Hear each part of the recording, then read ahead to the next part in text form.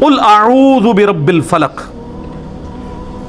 اے نبی عرض کیجئے اپنے رب کے حضور کہ اے اللہ میں پناہ میں آتا ہوں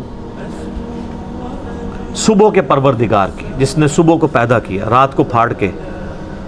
قرآن حکیم میں آیا نا کہ اگر قیامت تک تم پہ رات رہے تو کون ہے جو صبح لے آئے، اور قیامت تک کے لیے اگر صبح ہو تو کون ہے اگر رات لے کے آئے؟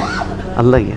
من شر ما خلق، ہر اس چیز کی برائی سے جو اس نے پیدا کی ہے۔ برائی بھی اللہ ہی نہیں پیدا کی ہوئی ہے آزمائش کے لیے۔ شیطان کا خالق کون ہے؟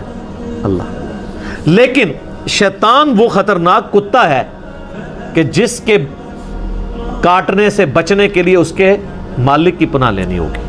من شر ما خلق ومن شر غاسق اذا وقب، اور خصوصاً رات کی تاریکی کی جب وہ چھا جائے۔ اکثر برائیاں، جادو ٹونے اور آسیب یہ رات کے وقت نمودار ہوتے ہیں، اور موذی جانور بھی رات کے وقت ہی نکلتے ہیں۔ تو آخری 3 صورتیں کافی ہیں سر، اس کے علاوہ وظائف ہیں۔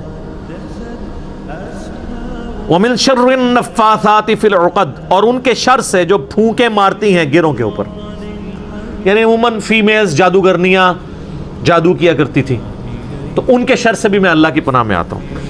وَمِن شَرِّ حَاسِدٍ إِذَا حَسَدَ، اور ہر حسد کرنے والے کے حسد سے بھی تیری پناہ میں آتا ہوں۔ اب اس کے 2 معنی ہو سکتے ہیں، ایک تو نظر بد ہے، مسلم شریف میں حدیث ہے کہ اگر تقدیر پہ بھی کوئی چیز سبقت لے جاتی تو وہ نظر بد ہوتی۔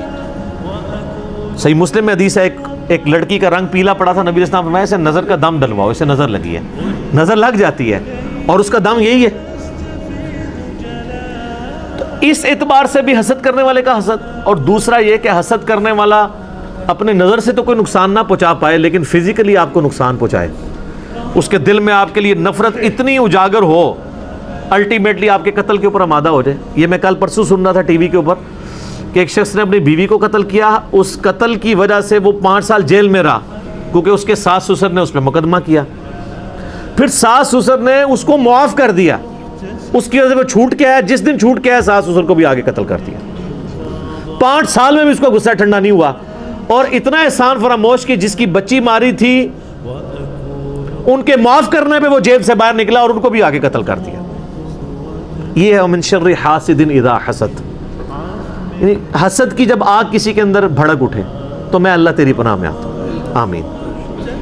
یہ جو سورۃ الفلق تھی میرے بھائیو، یہ سورت تھی جو چیزیں انسان پہ باہر سے حملہ آور ہوتی ہیں نا ان کے حوالے سے۔ ایک سورت ہے جو اندر سے حملہ آور ہوتی ہیں نا چیزیں، ان کے بارے میں وہ اگلی سورت۔ لہٰذا جو میں نے قرآن حکیم کے پہلے لیکچر میں بتایا تھا نا، جو ریکارڈ ہوا تھا 16 اکتوبر 2010 کو کہ قرآن حکیم کی صورتیں جوڑوں کی شکل میں، یہ آخری بھی 2 پرفیکٹ جوڑے ہیں، سورۃ الفلق اور سورۃ الناس۔ مرد و عورت جوڑا ہے نا، وہ مل کے ایک مشترکہ کمپلیشن کرتے ہیں۔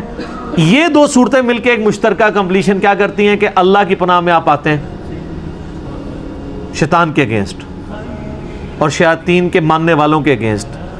سورۃ الفلق میں جو باہر سے حملہ آور ہونے والی چیزیں ہیں ان کے اگینسٹ، اور سورۃ الناس میں جو اندر سے حملہ آور ہونے والی چیزیں ہیں ان کے اگینسٹ۔ تو پرفیکشن ہوگی نا اندر اور باہر سے اللہ کی پناہ میں، اسی کہا جاتا ہے المعوذتین، 2 پناہ دینے والی صورتیں۔ قل اعوذ برب الناس، اے نبی علیہ السلام عرض کیجیے اپنے رب کے حضور کہ میں لوگوں کے پروردگار کی پناہ میں آتا ہوں، مالک الناس جو لوگوں کا بادشاہ ہے، الہ الناس لوگوں کا معبود ہے، من شر الوسواس الخناس اس بار بار وسوسہ ڈالنے والے خناس کے شر سے، شیطان کے شر سے، الذی یوسوس فی صدور الناس جو سینوں میں گھس کے وسوسے ڈالتا ہے، جو میں نے شروع میں بتایا تھوتنی اپنی داخل کرتا ہے، من الجنۃ والناس، اور شیطان جنوں میں سے بھی ہے اور انسانوں میں سے بھی، اور سب سے زیادہ خطرناک وہ ہیں جو انسانوں میں شیاطین ہیں، کیونکہ ان کو پہچاننا مشکل ہو جاتا ہے۔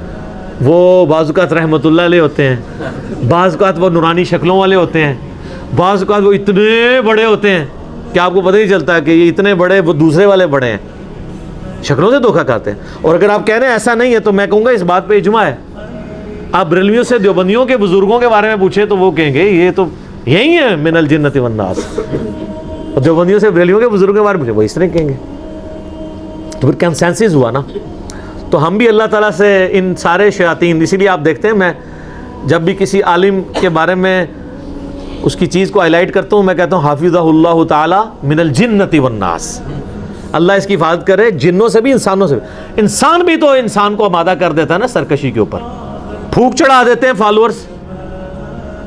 بس ڈاکٹر طاہر القادری صاحب بیچارے اب آ کے انہوں نے اناؤنسمنٹ کی ہے کہ میں یعنی توبہ کرتا ہوں سیاست سے۔ اتنے سال زندگی کے اتنے قیمتی آدمی نے ضائع کیے ہیں لوگوں کے پھونک چڑھانے کے اوپر۔ تو بعض اوقات فالوورز بھی شیاطین ثابت ہو جاتے ہیں اپنے لیڈر کے لیے، بعض اوقات لیڈر اپنے فالوورز کے لیے شیاطین ثابت ہو جاتا ہے، مس یوز ہو رہا ہوتا ہے۔ تو یہ الحمدللہ آج ہمارے قرآن حکیم کا جو ہے وہ درس مکمل ہوا اس حوالے سے، یہ صورتیں اللہ کا شکر ہے۔ سبحان اللہ والحمد للہ ولا الہ الا اللہ واللہ اکبر، اللہ اکبر کبیرا والحمد للہ کثیرا وسبحان اللہ بکرۃ و اصیلا۔